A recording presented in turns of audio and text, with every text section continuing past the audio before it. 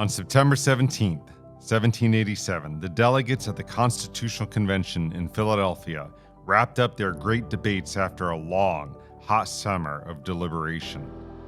The two sides of the debate were the Federalists, who supported the new Constitution, and the Anti-Federalists, who were opposed to its ratification.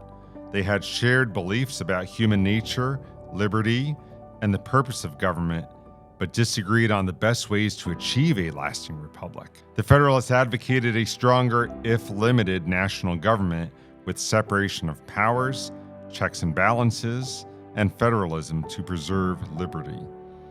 The Anti-Federalists feared centralized power in a large republic and wanted a Bill of Rights and the preservation of state power to protect essential liberties.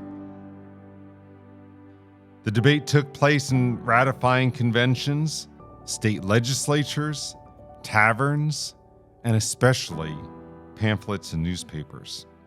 The Anti-Federalists wrote critical essays to persuade delegates and public opinion, writing under the pseudonyms Brutus, Federal Farmer, and several others.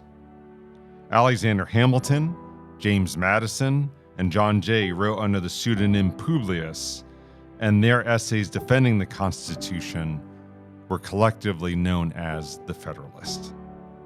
During the fall and early winter, 5 states quickly ratified the Constitution, and it seemed to be on an easy path to becoming the law of the land. The debate intensified in Massachusetts, and the outcome hung in the balance. Federalists promised to pass a Bill of Rights after the Constitution was ratified, and as a result won enough Anti-Federalist votes for a narrow victory. When Maryland and South Carolina ratified, only one more state needed to ratify to reach the threshold of 9 of 13. However, fearing defeat, New Hampshire Federalists delayed their vote. Moreover, the outcome was very uncertain in the large, powerful states of New York and Virginia. Could a new government be considered legitimate or work without the participation of these key states? In Virginia, giants James Madison and Patrick Henry faced off against each other and their allies in a titanic debate. Anti-Federalists Henry and George Mason feared the destruction of the states, centralized power, and the absence of a Bill of Rights. Madison parried their arguments with compelling logic, and Federalists barely ratified in Virginia by a few votes on June 25th. Over the next month, an equally contentious battle of words was fought in New York. Alexander Hamilton led the Federalists to victory against overwhelming odds of Anti-Federalists outnumbering the Federalists 3-1.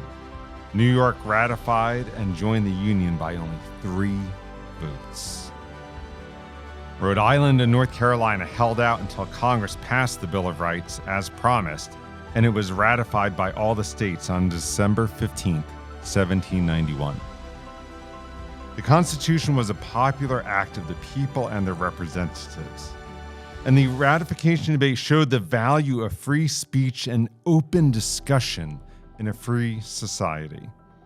The great deliberative moment of constitutional debate, animated by the founding principles of free republican government, proved that a government could be founded by reflection and choice.